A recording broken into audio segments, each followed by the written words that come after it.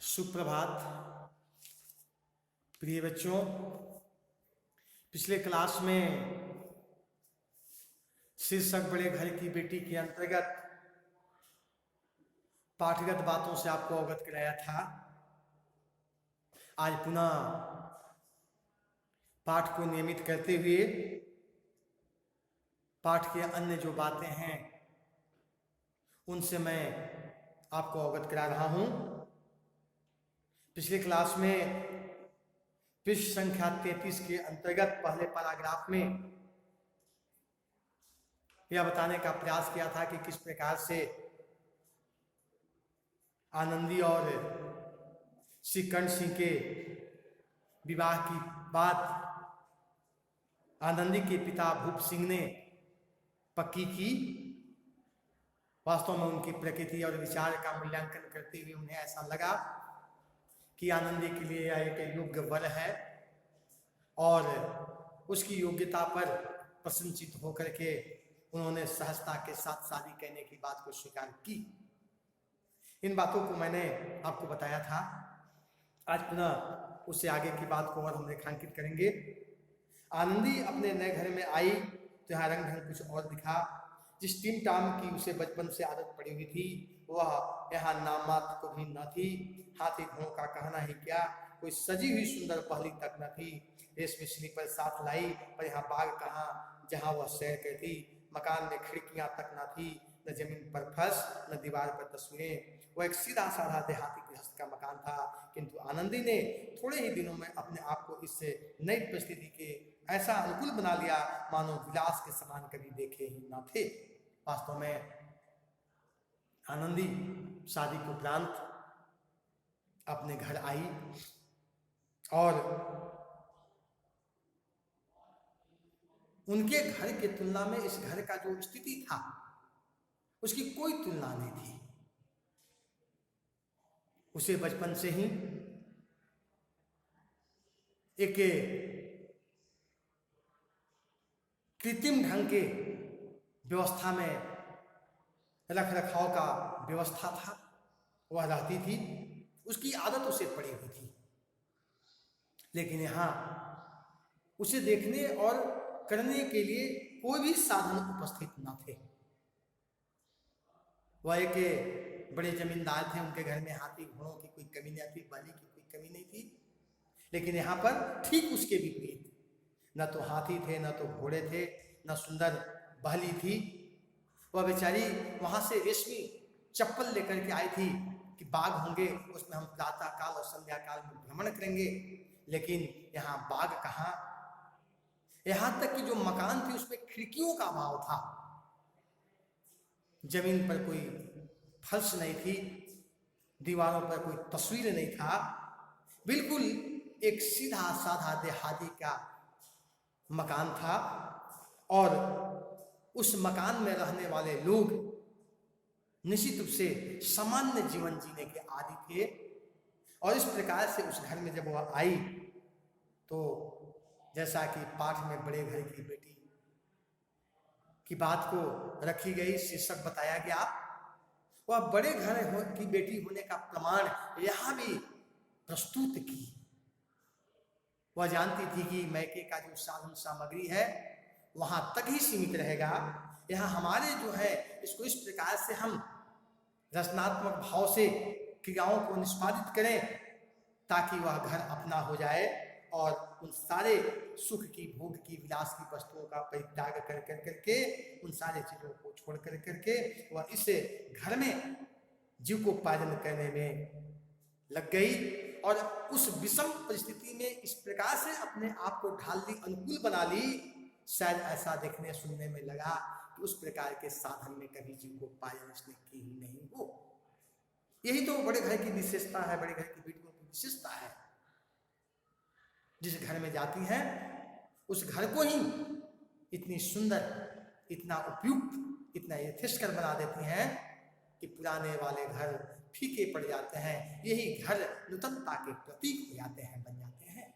आनंदी ने भी ऐसा ही किया, वहां की सारी साधन सामग्री का परित्याग कर दिया मानो कभी देखा ही ना हो। और इस घर में जीव को पालन करने के क्रम में सामान्य जीवन जीने की आदि होने लगी। इसी बीच घटना कुछ घटती है, उसके संदर्भ की हम चर्चा करेंगे। एक दिन दोपहर के समय लाल बिहारी सिंह 2 चिड़िया लिए हुए आया और भावल से बोला, जल्दी से पका दो, मुझे भूख लगी है।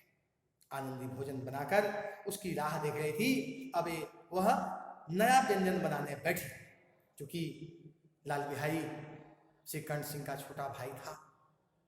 हम जो पात्र परिचय है उसमें बताएंगे इन बातों को, लेकिन अभी यहाँ जो है वह इतना ही है कि बेनी माधव सिंह के 2 पुत्र हुए, श्री कर्ण सिंह और लाल बिहारी सिंह। श्री कर्ण सिंह बड़े पुत्र हैं और लाल बिहारी उनका छोटा भाई है। श्री कर्ण सिंह बेचारे बीए की डिग्री प्राप्त करके सरकारी दफ्तर में नौकरी का काम करते हैं, इसलिए उन्हें घर पर इतना समय व्यतीत करने का कोई मौका नहीं मिलता। ठीक उसके विपरीत लाल बिहारी घर में ही रह कर करके जीविकोपार्जन करता है, उसके पास समय की कोई कमी नहीं है। आज वह गया बाहर में, चिड़िया मार करके लाया और अपने भावज से बोला, जल्दी पका दो, भूख लगी है। क्योंकि आनंदी खाना बनाकर उसकी राह देख रही थी। राह देखना का मतलब इंतजार करना। वह इंतजार कर रही थी, लेकिन अब नया व्यंजन बनाने वह बैठ जाती है। वह व्यंजन में समय थोड़ा लगेगा। हांडी में देखा तो घी पाव भर से अधिक न थी, मात्र पाव भर घी थी। बड़े घर की बेटी किफायत क्या जाने, उसने सब घी मांस में डाल दिया। लाल बिहारी खाने बैठा तो दाल में घी न था, बोला, दाल में घी क्यों नहीं छोड़ा। वास्तव में यह बड़े घर की बेटी थी। ठीक है, बड़े घर की बेटी अपनी मर्यादा आदर्श के लिए जानी पहचानी जाती है, इसमें कहीं दो मत नहीं है, लेकिन थोड़ा किफायती के साधन सामग्री के किफायती में थोड़ा सा हाथ आज फिसल जाता है। जो घी थे वह सब घी मांस पकाने में लगा देती है। हम लोगों के घर में जब खाने हम बैठते हैं तो दाल में, चावल में, सब्जी में घी थोड़ा डालते हैं ऊपर से।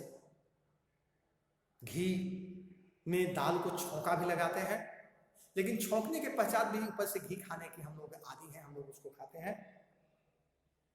लाल बिहारी ने अपने भावज से कहा कि इसमें घी आखिर क्यों नहीं छोड़ी, थोड़ा घी दे देती तो खाने में स्वाद बढ़ जाता। ऐसा ही बात रहा होगा उसके मन में। आनंदी ने कहा, घी सब मांस में पड़ गया। लाल बिहारी जोर से बोला, अभी परसों घी आया, इतनी जल्दी उठ गया। वह बड़ी सामान्य भाव से इस बात को उसके सामने प्रस्तुत की कि भाई घी जो था, जो आया था वह थोड़ा था, मैंने उसको जो भी था उसको उसमें डाल दिया। लेकिन उसकी आवाज़ थोड़ी ऊंची हो गई और उसने कहा कि घी तो परसों आया था, आज खत्म भी हो गया, इतनी जल्दी आखिर कैसे उठ गई। आनंदी ने उत्तर दिया, आज तो कुछ पाव भर रहा होगा, वह सब मैंने मांस में डाल दिया, ताकि मात्र पाव भर घी रहे होंगे, उसको मैंने मांस में डाल दिया, इसलिए अब घी तो कम से कम नहीं है। इसलिए उसके मन में एक प्रकार की उपहास की बू आ रही थी। जिस तरह सूखी लकड़ी जल्दी जल उठती है, उसी तरह छुरा से बावला मनुष्य जरा जरा सी बात पर तिनक जाता है। लाल बिहारी की भावज की यह डिठाई बहुत बुरी मालूम हुई। तिनक कर बोला, मैके में जैसे घी की नदी बहती हो। वास्तव में वह भूखा था। क्षुधा से व्यथित व्यक्ति थोड़ी सी भी अगर कुछ बात आती है तो उसे बड़ा खराब लगता है, वह तुरंत बावला हो जाता है, पगला जाता है। बावला होने का मतलब पगला जाना। वह इस छोटी सी बात पर भी तिनक गया। लाल बिहारी को अपनी भाभी की इस प्रकार की बात बहुत बुरी लगी और तिनक कर बोलता है कि तुम्हारे मैके में तो लगता है जैसे घी की नदी बह रही हो। और यह बात एक मर्यादा के विपरीत थी, एक आदर्श के विपरीत थी। किसी भी प्रकार से इसे एक परिवार में मर्यादित भाव से देखा समझा नहीं जा सकता। इस प्रकार की विसंगतियां अगर परिवार में है, समाज में है, तो दूर करने की जरूरत है।